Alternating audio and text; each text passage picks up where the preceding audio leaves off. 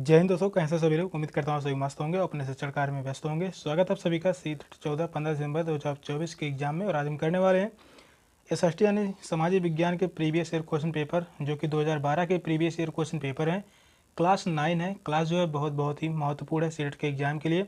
संपूर्ण SST cover कर रहे हैं। चलिए क्लास को स्टार्ट करते हैं। और पहला क्वेश्चन है, भारतीय संविधान के अनुच्छेद 21 का संबंध है धार्मिक स्वतंत्रता के अधिकार से, समानता के अधिकार से, जीवन के अधिकार से, संवैधानिक उपचारों के अधिकार से। तो कौन सा ऑप्शन राइट होगा?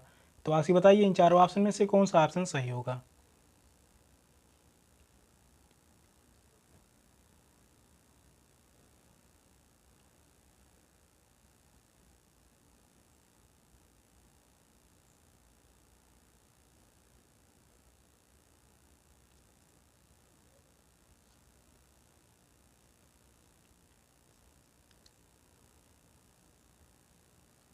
भारतीय संविधान के अनुच्छेद 21 का संबंध किससे है? तो वह है जीवन के अधिकार से। तो इस क्वेश्चन का राइट आंसर होगा ऑप्शन सी, जीवन के अधिकार से। भारतीय संविधान के अनुच्छेद 21 में जीने के अधिकार को दर्शाया गया है। तो इस क्वेश्चन का जो राइट आंसर होगा ऑप्शन सी, संवैधानिक उपचारों का अधिकार, या जो है अनुच्छेद 32 में है। अनुच्छेद 32 में इसका वर्णन किया गया है, संवैधानिक उपचारों का अधिकार।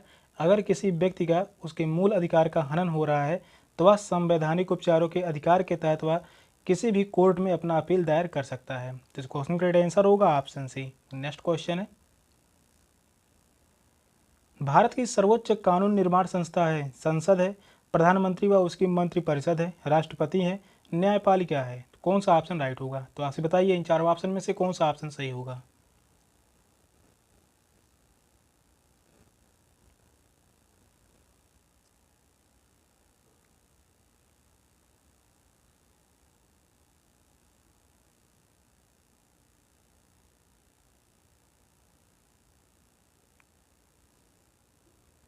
तो भारत की सर्वोच्च कानून निर्माण संस्था कौन सी है?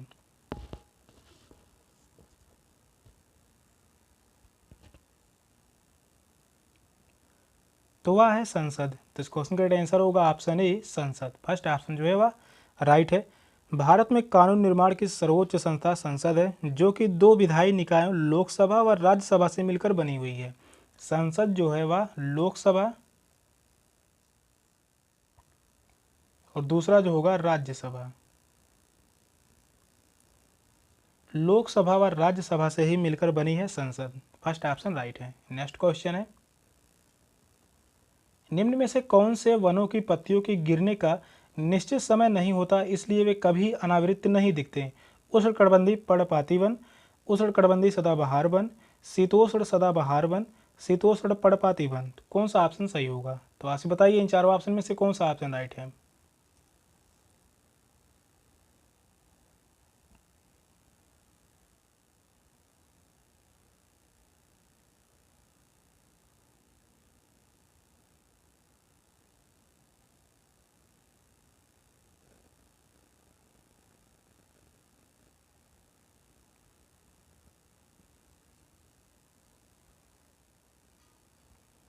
तो इस क्वेश्चन का राइट आंसर होगा ऑप्शन बी, उष्णकटिबंधीय सदाबहार वन।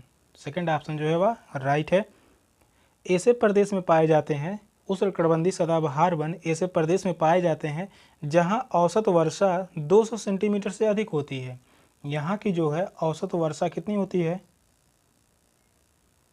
औसत वर्षा जो होती है वह 200 सेंटीमीटर से अधिक होती है। ये सदाबहार वन पृथ्वी की सतह पर लगभग 70% भागों में पाए जाते हैं।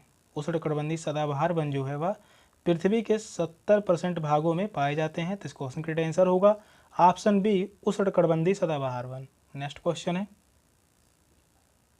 कृषि की पद्धति जिसमें व्यापक स्तर पर आधुनिक आगतों का उपयोग अधिक उत्पादकता प्राप्त करने के लिए किया जाता है, वह क्या कहलाती है?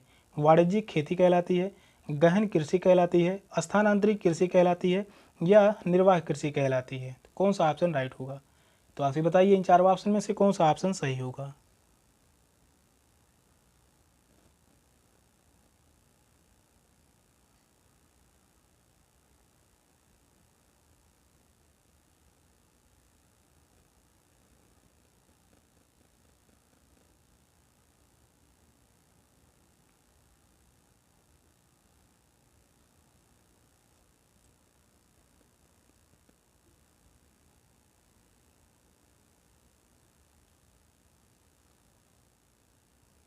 क्वेश्चन कह रहा है कृषि की पद्धति जिसमें व्यापक स्तर पर आधुनिक आगतों का उपयोग अधिक उत्पादकता प्राप्त करने के लिए किया जाता है तो वह कहलाती है वाणिज्यिक खेती कहलाती है। तो इस क्वेश्चन का आंसर होगा ऑप्शन ए, वाणिज्यिक कृषि कहलाती है।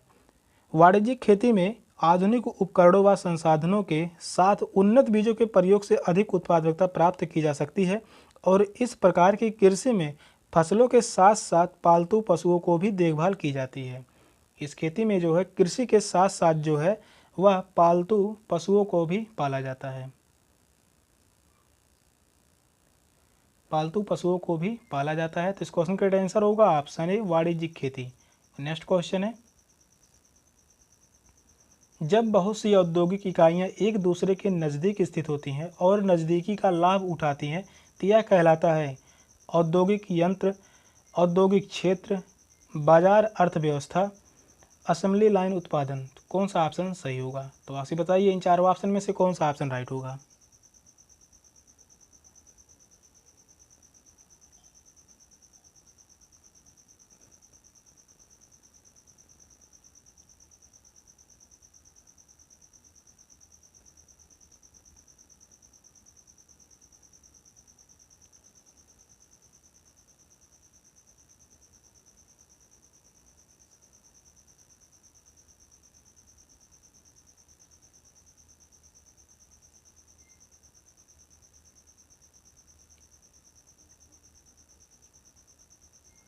जब बहुत सी औद्योगिक इकाइयां एक दूसरे के नज़दीक स्थित होती हैं और नज़दीकी का लाभ उठाती हैं तो यह कहलाती है औद्योगिक क्षेत्र। तो इस क्वेश्चन का आंसर होगा ऑप्शन बी, औद्योगिक क्षेत्र। एक औद्योगिक क्षेत्र में अत्यधिक जनसंख्या में उद्योग से संबंधित यंत्र होने चाहिए ताकि उसका लाभ उस क्षेत्र के औद्योगिक इकाइयों द्वारा उठाया जा सके। औद्योगिक क्षेत्र की जनसंख्या जो है वह कैसी होती है? शहरीकृत होती है। यहाँ की जो जनसंख्या होती है वह शहरीकृत होती है, शहरीकृत यहाँ की जनसंख्या होती है। तो इस क्वेश्चन का आंसर होगा ऑप्शन बी, औद्योगिक क्षेत्र। अगला क्वेश्चन है, एक निश्चित क्षेत्र जहां रहने वाले सभी मतदाता अपना प्रतिनिधि चुनते हैं क्या कहलाता है? सीमा, निर्वाचन क्षेत्र, राज्य, क्षेत्र। कौन सा ऑप्शन सही होगा? तो आप बताइए इन चारों ऑप्शन में से कौन सा ऑप्शन राइट होगा।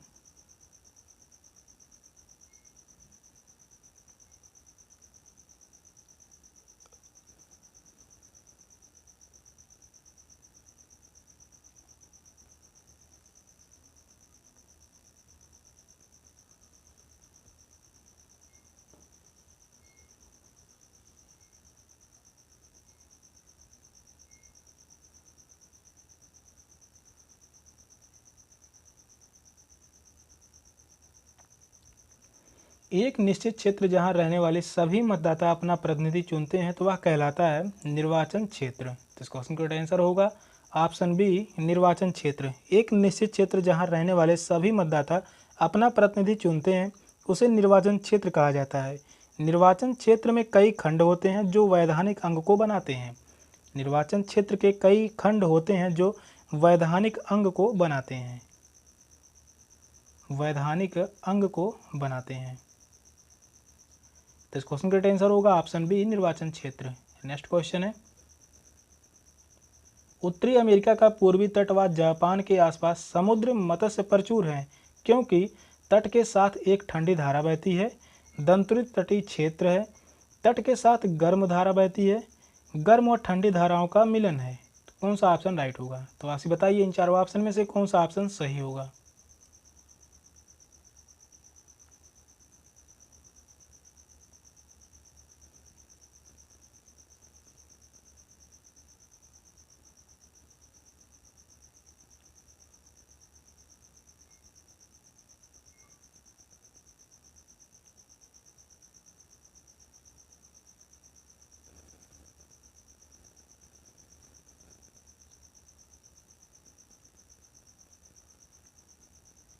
क्वेश्चन जो कह रहा है उत्तरी अमेरिका व पूर्वी तट व जापान के आसपास समुद्र मत्स्य प्रचुर हैं क्योंकि गर्म व ठंडी धाराओं का मिलन है। तो इस क्वेश्चन का आंसर होगा ऑप्शन डी, गर्म व ठंडी धाराओं का जहां पर भी मिलन होगा वहां पर मछली उत्पादन सबसे ज़्यादा होगा। उत्तरी अमेरिका व पूर्वी तट व जापान के आसपास समुद्री मछलियाँ अधिक हैं क्योंकि यहाँ गर्म और ठंडी धाराओं का मिलन है और यह समुद्री मछलियों व जीव जंतुओं के विकास के लिए बेहतर वातावरण तैयार करता है। तो इस क्वेश्चन का आंसर होगा ऑप्शन डी, गर्म और ठंडी धाराओं का मिलन। नेक्स्ट क्वेश्चन है, विश्व की 80% से अधिक जनसंख्या निवास करती है एशिया व अफ्रीका महाद्वीप में, एशिया व दक्षिणी अमेरिका महाद्वीप में, उत्तरी अमेरिका व एशिया महाद्वीप में, एशिया व यूरोप महाद्वीप में। तो कौन सा ऑप्शन राइट होगा? तो आपसे बताइए इन चारों ऑप्शन में से कौन सा ऑप्शन सही है।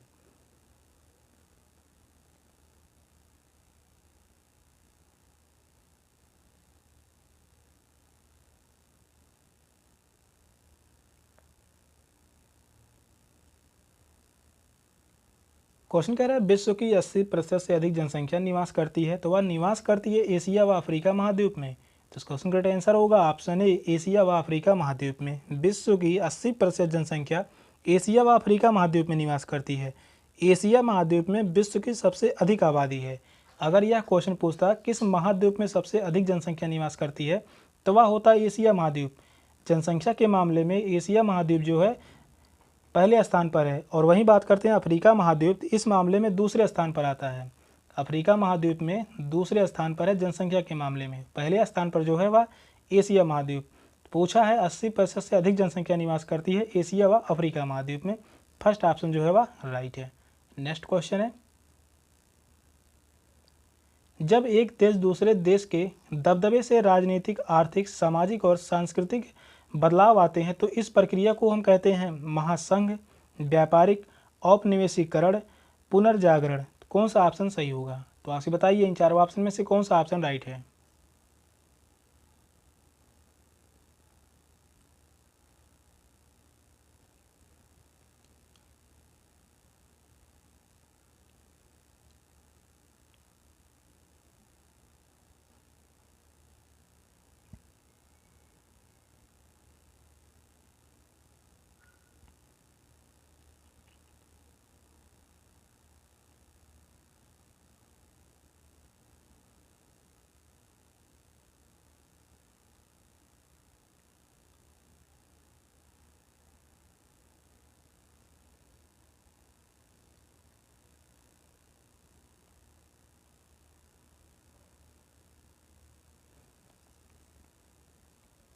क्वेश्चन कह रहा है जब एक देश पर दूसरे देश के दबदबे से राजनीतिक, आर्थिक, सामाजिक और सांस्कृतिक बदलाव आते हैं तो इस प्रक्रिया को हम कहते हैं औपनिवेशीकरण कहते हैं। तो इस क्वेश्चन का आंसर होगा ऑप्शन सी, औपनिवेशीकरण। जब एक देश पर दूसरे देश के दबदबे से राजनीतिक, आर्थिक, सामाजिक व सांस्कृतिक परिवर्तन होते हैं तो इस प्रक्रिया को औपनिवेशीकरण कहा जाता है।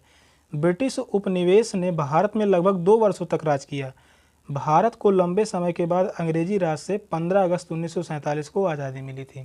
तो इस क्वेश्चन का आंसर होगा ऑप्शन सी, औपनिवेशीकरण। नेक्स्ट क्वेश्चन है,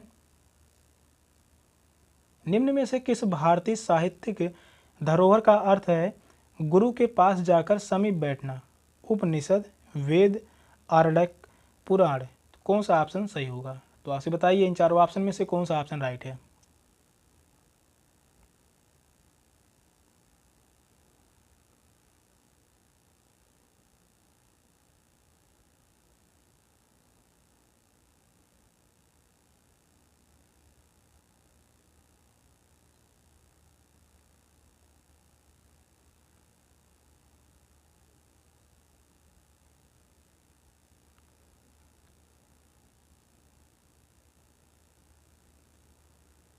भारतीय साहित्यिक धरोहर का अर्थ है गुरु के पास जाकर बैठना, तो वह है उपनिषद। तो इस क्वेश्चन का आंसर होगा ऑप्शन ए, उपनिषद। उपनिषद विविध लेखों का संग्रह है जिसमें हिंदू धर्म से संबंधित दार्शनिक व धार्मिक जानकारियों का वर्णन किया गया है। लगभग 200 प्रकार के उपनिषद प्राप्त हैं। उपनिषद जो है वह लगभग 200 प्रकार के उपनिषद प्राप्त हैं। तो इस क्वेश्चन का आंसर होगा option A, Upanishad. Next question है, किस काल में कर प्रथा का विशिष्ट महत्व था? हड़प्पा सभ्यता, वैदिक काल, महाजनपद, गुप्त। कौन सा ऑप्शन सही होगा? तो आपसे बताइए इन चारों ऑप्शन में से कौन सा ऑप्शन राइट है।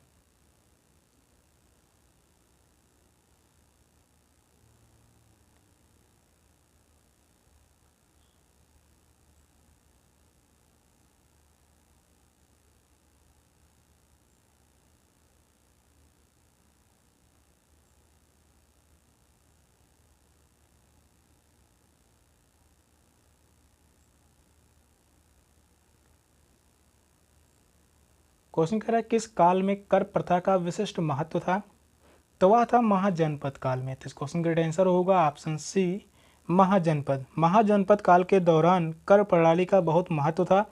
400 ईसा पूर्व से 600 ईसा पूर्व में 400 ईसा पूर्व से 600 ईसा पूर्व में प्राचीन भारत में लगभग 16 महाजनपद थे। इस समय जो है कितने महाजनपद थे? लगभग 16 महाजनपद थे। 16 महाजनपद थे 400 ईसा पूर्व से लेकर 600 ईसा पूर्व के बीच। तो इस क्वेश्चन का आंसर होगा ऑप्शन सी, महाजनपद। नेक्स्ट क्वेश्चन है, भारत में मुंडा जनजाति किस क्षेत्र में निवास करती है? छोटा नागपुर में, बस्तर में, दुर्ग में, कुल्लू में। तो कौन सा ऑप्शन राइट होगा? तो आपसे बताइए इन चारों ऑप्शन में से कौन सा ऑप्शन सही होगा।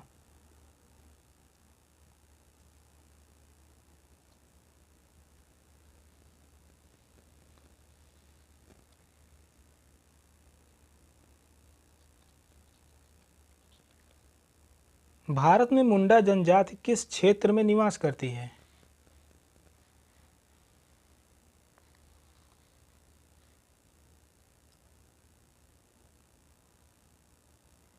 तो यह निवास करते हैं छोटा नागपुर में। तो इस क्वेश्चन का राइट आंसर होगा ऑप्शन ए, छोटा नागपुर। फर्स्ट ऑप्शन जो है राइट है। भारत के छोटा नागपुर क्षेत्र में मुंडा जनजाति रहती है। इसके अतिरिक्त जो है असम, बिहार, छत्तीसगढ़, झारखंड, उड़ीसा व पश्चिम बंगाल राज्यों के कुछ क्षेत्रों में भी ये निवास करते हैं।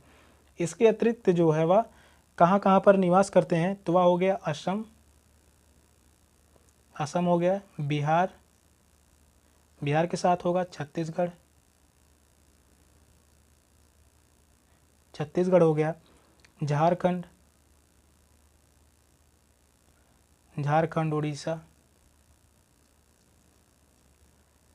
उड़ीसा व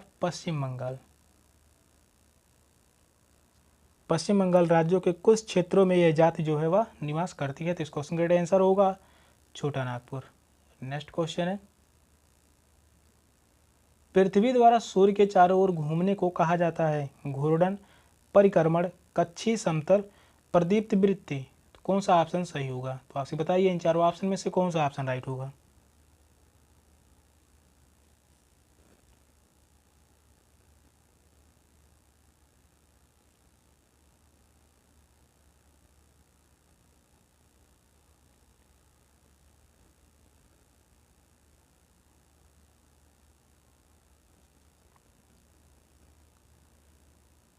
तो इस क्वेश्चन का राइट आंसर होगा ऑप्शन बी, परिक्रमण। सेकंड ऑप्शन जो है वह राइट है। सूर्य के चारों ओर पृथ्वी के घूमने को परिक्रमण कहा जाता है और पृथ्वी जो है सूर्य का चक्कर 365 दिनों में लगाती है। पृथ्वी जो है वह सूर्य का चक्कर जो है वह कितने दिनों में लगाती है? 365 दिनों में लगाती है। तो इस क्वेश्चन का राइट आंसर होगा ऑप्शन बी, परिक्रमण कहा जाता है। नेक्स्ट क्वेश्चन है, अटलांटिक महासागर के विषय में निम्नलिखित तथ्य पढ़ें। यह अंग्रेजी की यस अक्षर के आकार का है। इसकी तटरेखा सरल रेखी व निर्बाध है। व्यापारिक दृष्टि से यह सबसे व्यस्त महासागर है। उपर्युक्त कथनों में से कौन सा सत्य है? केवल ए तथा बी, केवल बी तथा सी, केवल ए तथा सी, ए बी तथा सी। कौन सा ऑप्शन राइट होगा? तो क्वेश्चन को ध्यानपूर्वक पढ़िए, बताइए इन चारों ऑप्शन में से कौन सा ऑप्शन सही होगा।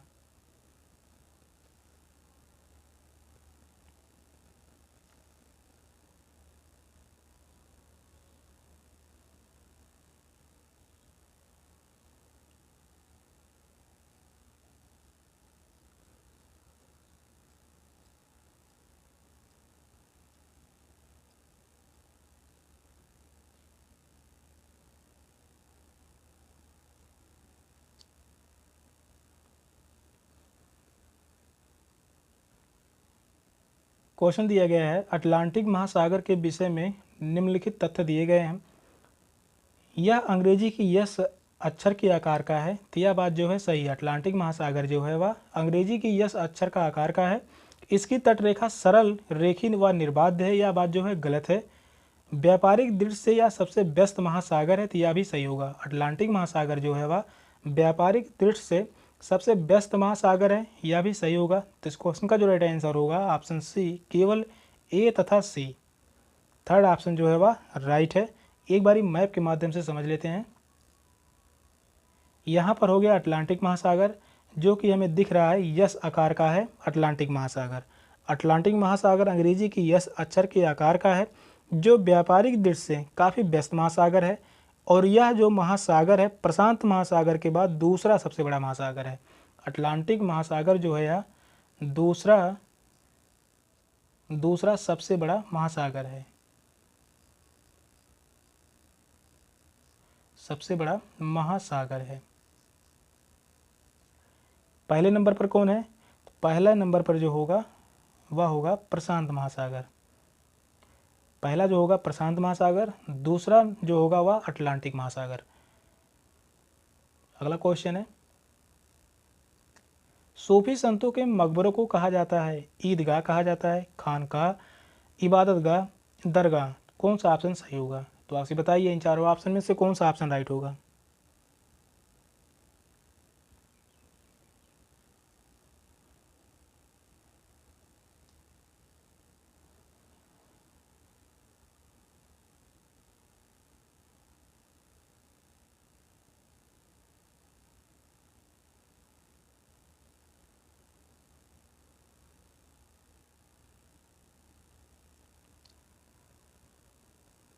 सूफी संतों के मकबरे को कहा जाता है, तो वह कहा जाता है दरगाह। तो इस क्वेश्चन का आंसर होगा ऑप्शन डी, दरगाह।